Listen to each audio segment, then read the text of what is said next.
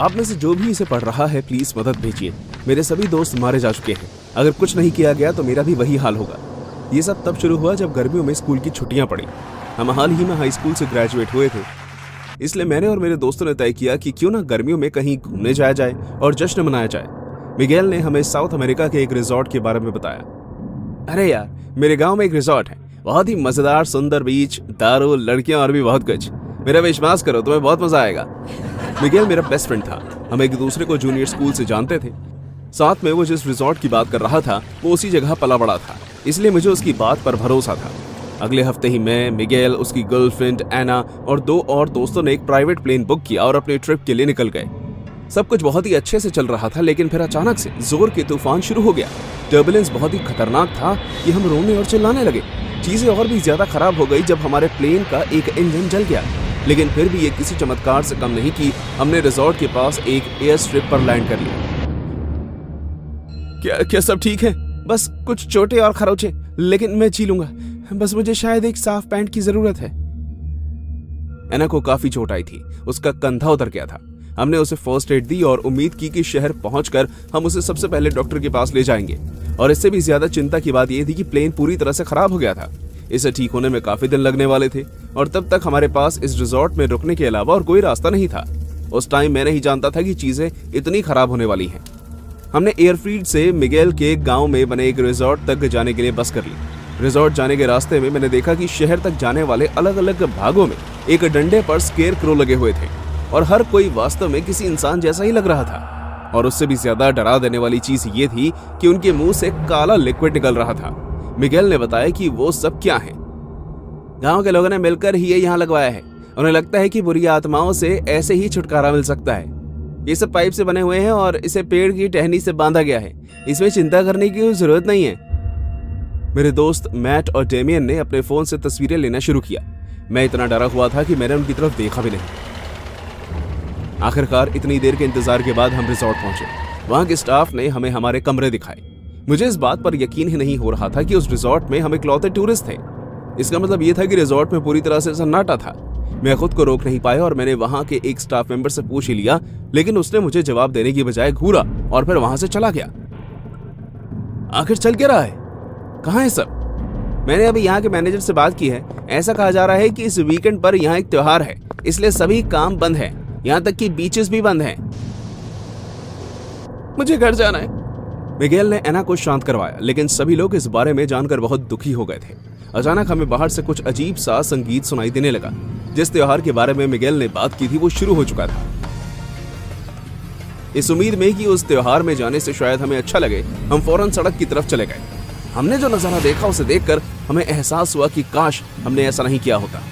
एक मरे हुए शरीर पर ताजा लेप लगाया हुआ था और उसने कुछ खास कपड़े पहने हुए थे ताकि उसे सब देख सके, इसलिए उसे सबके सामने प्रदर्शित किया गया था। नौजवान लड़कों का एक समूह उसी कब्र को अपने कंधों पर उठाकर ले जा रहा था और उसके पीछे गांव वाले जुलूस निकालते हुए आ रहे थे। कुछ लोग हंसी खुशी नाचते हुए आ रहे थे, बाकी जाप करते हुए और कुछ खुद को चाकू और नुकीले हथियारों से काटते हुए आ रहे थे। परेड में आए हर इंसान के चेहरे पर खोपड़ी का चित्र बना हुआ था। पूरी गली में लोगों के रिश्तेदारों की सड़ी हुई लाशें रखी हुई थी। हर किसी को आमतौर पर पहने जाने वाले कपड़े पहनाए गए थे और उन्हें कुर्सी पर बैठाया हुआ था जैसे वो जिंदा हो। वो नजारा इतना हैरान कर देने वाला था कि मेरा नाश्ता बाहर निकलने को था। ये सब क्या है? ये यहाँ का चीफ के लिए एक दफन जुलूस है। वो कुछ दिन पहले ही मर गया। जैसे ही मैंने सोचा कि इससे बुरा अब कुछ नहीं हो सकता, ठीक उसी समय ऐसा हुआ। वो जुलूस बीच में ही बंद हो गया और सभी लोग हमारी तरफ बढ़े। वो अपनी अजीब सी भाषा में कुछ बोलते हुए हमारी तरफ आने लगे। मिकेल, ये सब क्या हो रहा है? मुझे नहीं पता, लेकिन हमें जल्द ही अंदर जाना होगा। मैं और मेरे बाकी साथी तेजी से रिजॉर्ट के अंदर भागे, लेकिन वहां कोई नहीं था। सारा स्टाफ, यहाँ तक कि मैनेजर भी वहां से जा चुका था। मैं अपने कमरे की तरफ भागा, लेकिन वहां मैंने कुछ ऐसा देखा जिसने मेरे रोंगटे खड़े कर दिए। किसी ने मुर्गों को मारकर उनका शव और खून हमारे कमरे में चारों ओर फैला दिया था। मिगेल की गर्लफ्रेंड को पैनिक अटैक आने लगा। हम में से बाकी लोग अब बहुत सहज चुके थे। अब बस बहुत हुआ, अब हम यहाँ नहीं रहेंगे। मुझे कोई फर्क नहीं पड़ता अगर हमें एयर स्ट्रिप पर कुछ दिन के लिए इंतजार भी करना पड़े तो। मैं यहाँ एक भी मिनट और नहीं रहूंगा। मैंने मिगेल से कहा। मेरी रगों में खून खौल रहा था। मैं अपने बैग्स लेने गया, लेकिन वहां कुछ भी नहीं था। इससे पहले कि मैं इस बारे में सोच पाता, मुझे और भी ज्यादा बुरा होने का एहसास हुआ। अलग भाषा में मंत्र जपते हुए लोगों के झुंड की आवाज और तेज होने लगी। हमने बालकनी से देखा तो गांव वाले रिजॉर्ट के अंदर आ चुके थे। वो चिल्ला रहे थे और शोर मचा रहे थे। हर किसी के हाथ में चाकू और अन्य नुकीले हथियार थे। मुझे नहीं पता कि ये सब क्या हो रहा है, लेकिन मैं सब संभाल लूंगा। तुम सब छुप जाओ, मिगेल ने हमसे चिल्लाते हुए कहा। तब तक गांव वाले रिजॉर्ट के रिसेप्शन तक आ गए। हम पास में बने डेस्क के पीछे जाकर छुप गए ताकि हम सब देख सकें। मिगेल बहुत धीरे और फुसफुसाते हुए बात कर रहा था। उसने जो भी कहा मेरी समझ में नहीं आया, लेकिन फिर अचानक एक आदमी उसकी तरफ आया और उसने मिगेल के पेट में चाकू घुसा दिया। उसका बेजान शरीर जमीन पर गिर गया और बाकी झुंड ने उसे अपनी तरफ खींच लिया। नहीं! एना इस सदमे को बर्दाश्त नहीं कर पाई और चिल्लाई। इस वजह से सबका ध्यान हमारी तरफ आकर्षित हो गया। भागो, सबके सब भागो! मैं चिल्लाया और हम सब वहां से भागे। मैंने एना का हाथ पकड़ा और उसे लेकर भागने लगा। मैट फिसल कर गिर गया। मैं सिर्फ डर के मारे उसे देख सकता था। उन्होंने उसे उठाने का मौका भी नहीं दिया और उस पर वार कर दिया। डैमियन दूसरी तरफ भाग गया और वो सब उसके पीछे भागे। एना और मैं भागते भागते रिजॉर्ट के बीच पर पहुंचे। किस्मत से वहां मछली पकड़ने के लिए एक छोटी नाव खड़ी थी। मैं उस नाव पर चढ़ा और मैंने एना को भी अपने साथ ही रखा। नहीं, हम नहीं जा सकते। बाकियों का क्या? हमें मदद लानी होगी। अगर हम यहाँ रुके तो हम भी मारे जाएंगे। मैंने किसी तरह उस बोट को चालू किया और जैसे ही बाकी के गांव वाले बीच पर पहुंचे, हम वहां से निकल गए। हमसे जितनी तेज हो सका हमने उस बोट को उतनी तेज भगाया जब तक लोगों का झुंड हमारी आंखों के आगे से गायब नहीं हो गया। मैंने चैन की सांस ली। मैं खुश था कि हम वहां से निकलने में कामयाब हुए। अचानक मुझे अपने सर के पीछे जोर से वार होने का एहसास हुआ और फिर मैं बेहोश हो गया। जब मुझे होश आया तो मैंने खुद को एक मंदिर में बलि चढ़ाने के लिए किसी जानवर की तरह लकड़ी पर टंगे हुए पाया। मैंने अपने आसपास देखा तो मेरे दोस्त मर चुके थे, सबके सब, मिगेल और एना के अलावा। वो दोनों गांव वाले के साथ खड़े थे और उन्हीं की तरह मंत्र गा रहे थे जैसे वो सब नरक से आए कोई शैतान हो। मिगेल, ये सब क्या हो रहा है? यहाँ क्या हुआ?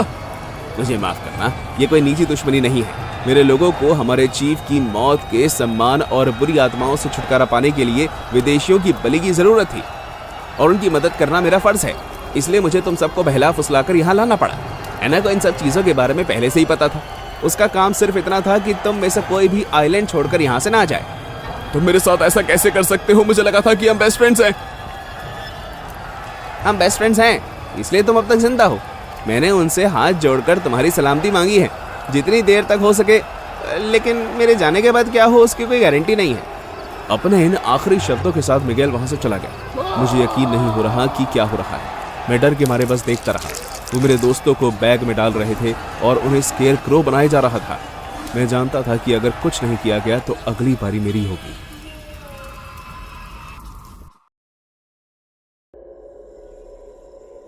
एक बार गर्मियों की छुट्टियों में मेरे डैड ने मेरा नाम यूटा में हो रहे एक समर कैंप पे लिखवा दिया। अलग अलग स्कूल के बच्चे उस कैंप में आए थे। हम सबको अलग अलग कैंप लीडर के नीचे ग्रुप्स में बांट दिया गया। लड़कियों को कैंप के बाएं ओर रखा गया और लड़कों को दाएं ओर। हम सभी बच्चे 13 से 15 साल के बीच की उम्र के थे और जाहिर सी बात थी कि इस उम्र में हमें एक दूसरे से आकर्षण था। लड़के लड़कियों के साथ फ्लर्ट कर रहे थे और लड़कियों को इतना ध्यान मिल रहा था जिससे वो बहुत खुश थी। लेकिन मैं अकेले रहने वालों में से था, इसलिए मुझे दिलचस्पी नहीं थी। लेकिन फिर मैं एंजेला से मिला। मैं एक पेड़ के पीछे बैठा और लकड़ी की मदद से गुलेल बना रहा था कि तभी मैंने एक लड़की के चिल्लाने की आवाज सुनी। मुझे मेरा चश्मा वापस करो। लेकर दिखाओ, आओ लो ना। मैंने पेड़ के पीछे से देखा तो टकर एक लड़की को परेशान कर रहा था। टकर मेरे स्कूल से ही था और उसे अक्सर अपने साइज का फायदा उठाकर लोगों को परेशान करना अच्छा लगता था। वो लड़की मजबूर होकर वहां खड़ी रही। उसकी 2 चोटियां बनी हुई थी और दांतों में ब्रेसेस लगे हुए थे। मैं उठा और मैंने टकर के हाथ से चश्मा छीन लिया। अपनी साइज के किसी लड़के से जाकर पंगा लो टकर। वाओ, लगता है कि किसी को गर्लफ्रेंड मिल गई है। दफा हो जाओ यहां से। टकर ने जोर से अपना पैर कीचड़ में दे मारा और उस लड़की की पिंक ड्रेस खराब कर दी और फिर किसी विलन की तरह मुस्कुराता हुआ निकल गया। मेरी मदद करने के लिए शुक्रिया।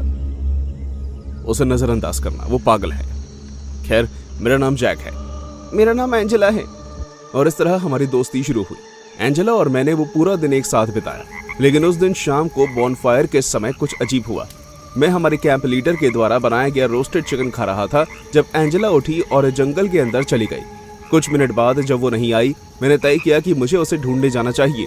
मैं तालाब की तरफ गया और वहां मैंने एंजेला को देखा और टकर भी वहीं खड़ा था। वहां और कोई नहीं था।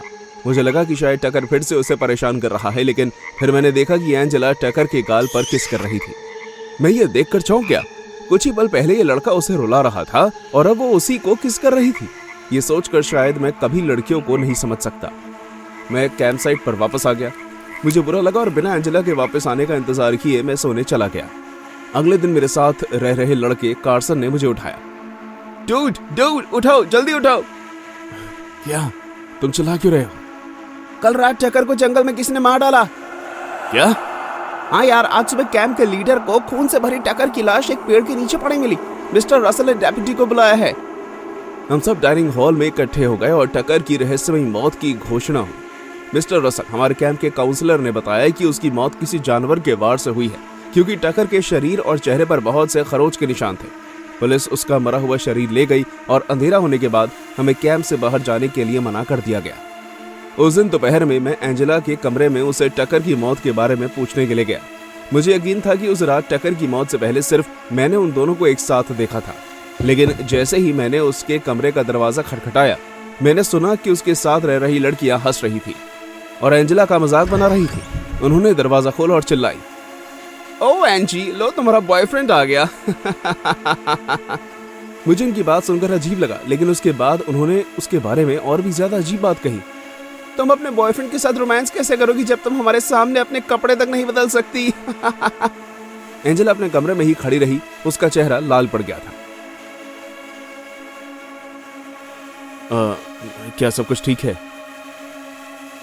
सब मेरे शर्मीले स्वभाव का मजाक उड़ाते हैं। मैंने उसे गले लगाया और उसे परेशान देखकर मैंने टकर के बारे में उससे कोई बात नहीं की। हम दोनों ने एक साथ पौधे लगाए और एंजेला फिर से मुस्कुराने लगी। दिन ढलने ही वाला था जब एंजेला ने मुझसे एक फेवर मांगा। जैक, तुम मेरे इकलौते दोस्त हो यहाँ। क्या तुम कैमिला के साथ मजाक करने में मेरी मदद करोगे? कैमिला? वो लड़की जो आज सुबह तुम्हारा मजाक उड़ा रही थी? हाँ, मैंने अभी उसे वॉशरूम जाते हुए देखा। प्लीज उसे सबक सिखाने में मेरी मदद करो। लेकिन तुम्हारे दिमाग में किस तरह का प्रैंक है? एंजेला मुझे वॉशरूम के बाहर ले गई और उसने उसी खिड़की की तरफ इशारा किया। तुम्हें बस इतना करना है कि मुझे उस खिड़की तक उठाना है ताकि मैं उसे डरा सकूं, बस। ठीक है, इससे किसी का कोई नुकसान नहीं होगा शायद। मैंने एंजेला को अपने कंधे पर बैठाया और ऊपर उठाया, लेकिन जो उसने मुझे बताया था वो करने की बजाय उसने कोने पर लगे मधुमक्खी के छत्ते को निकाला और उसे वॉशरूम के अंदर फेंक दिया। वॉशरूम के अंदर बहुत सारी मधुमक्खियां हो गई और उसी समय एंजेला ने फौरन खिड़की बंद कर दी। कैमिला की दर्दनाक चीख ने मेरे कानों को सुन कर दिया। चलो भागो यहाँ से। एंजेला ने मुझे खींचा और इससे पहले कि हमें कोई देख पाता हम वहां से निकल गए। जैसे ही हम एक सुरक्षित जगह पर पहुंचे, मैं उसके इस घटिया मजाक को देखकर दंग रह गया। ऐसा घटिया प्रैंक करने के लिए मैं उस पर बहुत चिल्लाया और मैंने उससे कहा कि हमारी दोस्ती खत्म होती है। मैंने उसे धमकी देकर इतना भी कहा कि मैं जानता हूं कि टकर की मौत से पहले वो उसके साथ थी। जैसे उसने मेरी ये बात सुनी, उसकी आंखें बड़ी हो गई। मैंने उसके जवाब का इंतजार नहीं किया और वहां से चला गया। जब मैं कैंप साइट पर वापस आया तो कैमिला मेडिकल रूम में थी और उसे बहुत तेज बुखार था। मैंने तय कर लिया था कि अगली सुबह ही मैं मिस्टर रसल के पास जाऊंगा और उन्हें एंजेला पर नजर रखने को कहूंगा। उस रात काफी तूफान आया और हम सबको जल्दी अपने अपने कैंप में जाने का आदेश मिला। मेरे साथ रह रहा लड़का कार्सन अपने बाकी दोस्तों के साथ था, इसलिए उस रात में कैंप में अकेला था। रात के करीब 2 बजे मुझे अपने छाती पर जोर सा महसूस हुआ, जिस वजह से मेरी नींद खुल गई। नींद भरी आंखों से मैंने एंजेला को अपने ऊपर बैठा हुआ पाया। वो पागलों की तरह मुस्कुरा रही थी और उसके हाथ में चाकू था। मुझे लगा था कि हम एक दूसरे को समझते हैं जैक, लेकिन तुम भी पागियों की तरह ही निकले। नहीं, उसने मुझे मारने के लिए चाकू उठाया, लेकिन मैंने उसे बिस्तर से नीचे धक्का दे दिया और चिल्लाया। हम दोनों ही अपनी जान बचाने की पूरी कोशिश करने लगे और मेरे हाथ में एंजेला के लंबे बाल आ गए और फिर कुछ ऐसा हुआ जिसके बारे में किसी ने भी नहीं सोचा था। उसका विग मेरे हाथ में आ गया। नो! ये तुमने क्या किया जैक? ये तुमने क्या किया? एंजेला का शरीर डर के मारे कांपने लगा, जैसे उसे पैनिक अटैक आ रहा हो, और फिर वो जमीन पर बेहोश होकर गिर गई। मैं काउंसलर के पास भाग कर गया और उन्हें सब कुछ बताया। एंजेला के परिवार और पुलिस वालों को बुलाया गया। इसके बाद एक हैरान कर देने वाला सच सामने आया। एंजेला दरअसल एक लड़का था जिसका नाम था पीटर। एक दुखद कार एक्सीडेंट में उसकी बहन की मौत के बाद पीटर की मॉम ने उसे एक लड़की की तरह पाला। ये उसकी मॉम थी जिसने बचपन से ही पीटर के दिमाग के साथ खिलवाड़ किया था। पीटर अब एक जुवेनाइल जेल में है। उस पर एक कत्ल की कोशिश का इल्जाम है। मैं उसके बाद से कभी किसी समर कैंप में नहीं गया। और उस हादसे के बाद भी कई वक्त तक मुझे लड़कियों के साथ रिश्ता रखने में भी डर लगने लगा। हे, मुझ पर पानी उछालना बंद करो चार्ल्स, अब बस भी करो। ये सिर्फ पानी है जान, तुम्हें कुछ नहीं होगा। हम तैरते हुए हंसने लगे। किनारे से दूर जाकर हमें समुद्र की गहराई का पता चला। अचानक मैंने अपनी गर्लफ्रेंड की तरफ देखा तो उसके चेहरे के भाव बदले हुए नजर आ रहे थे। चार्ल्स, मेरी टांग खींचना बंद करो। मैं कुछ नहीं कर रहा जान। क्या हुआ? एक चीख के साथ वो अचानक लहरों के बीच कहीं गायब हो गई। मैं उसे ढूंढते हुए पानी के अंदर गया, लेकिन वो एक झटके में ही गायब हो गई थी। मैंने मदद के लिए आवाज लगाई, मदद करो, कोई मेरी मदद करो, मुझे मदद की जरूरत है। अपनी आंखों के कोने से मैंने एक परछाई को अपने आसपास घूमते हुए देखा और मैं घबराने लगा। समुद्र में अंधेरा था और मेरी गर्लफ्रेंड कहीं नजर नहीं आ रही थी।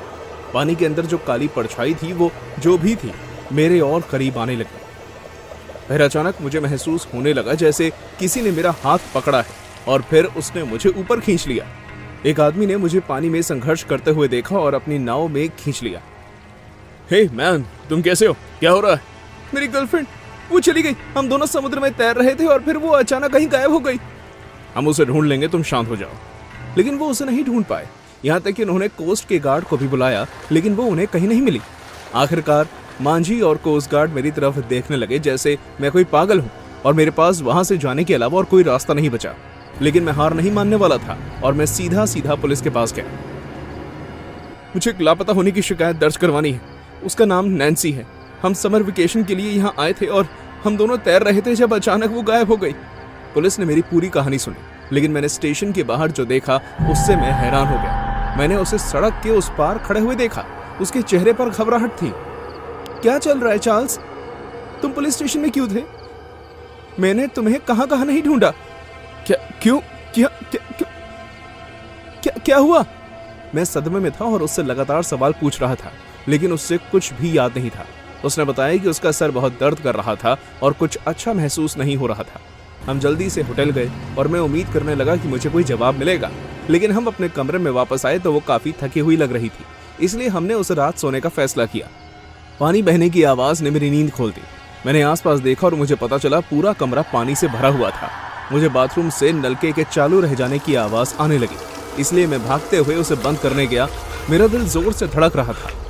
जैसे ही मैं अपनी गर्लफ्रेंड को जगाने और उसे वहां से बाहर निकालने के लिए वापस आया तो मैंने कुछ ऐसा देखा जिसे देखकर मेरे रोंगटे खड़े हो गए। नैन्सी, ये क्या हो रहा है? तुम कौन हो? वो बदल रही थी। उसका शरीर एक ऐसे जीव में बदल गया जिस पर कांटे और पंख लगे हुए थे। उसकी आंखें गहरी काले रंग की थी और उसका चेहरा किसी मछली के जैसा लग रहा था। उसके शरीर का रंग बदलकर हरे और नीले रंग में तब्दील हो चुका था और उसके बाल काले और लंबे हो गए थे और उसके हाथ और नाखून भी लंबे हो गए थे। और फिर वो मेरे ऊपर कूदी। मैं उसे चकमा देने में कामयाब हुआ और जल्दी से दरवाजे की कुंडी खोलकर मैं बाहर निकल गया। मैं तब तक भागता रहा जब तक मैं होटल के दरवाजे से दूर नहीं हो गया। फिर मैं रुका और मैंने खिड़की से अंदर देखा। वहां नैन्सी थी।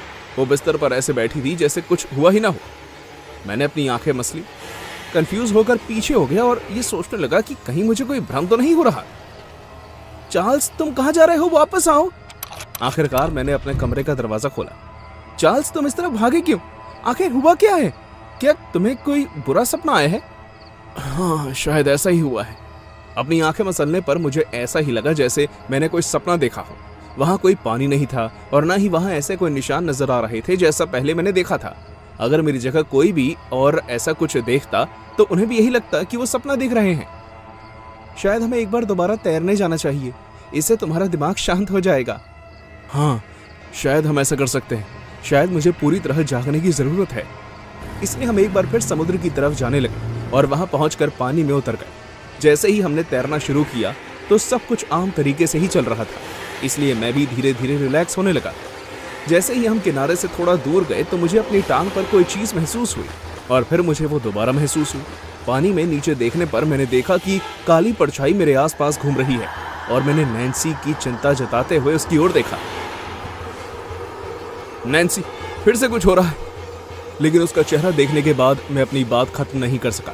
वो एक बार फिर से पूरी तरह बदल चुकी थी और उसके चेहरे पर शैतानी मुस्कान थी। इससे पहले कि मैं उससे दूर हो पाता उसने मेरी बाजू पकड़ी और मुझे पानी के अंदर धकेलने लगी।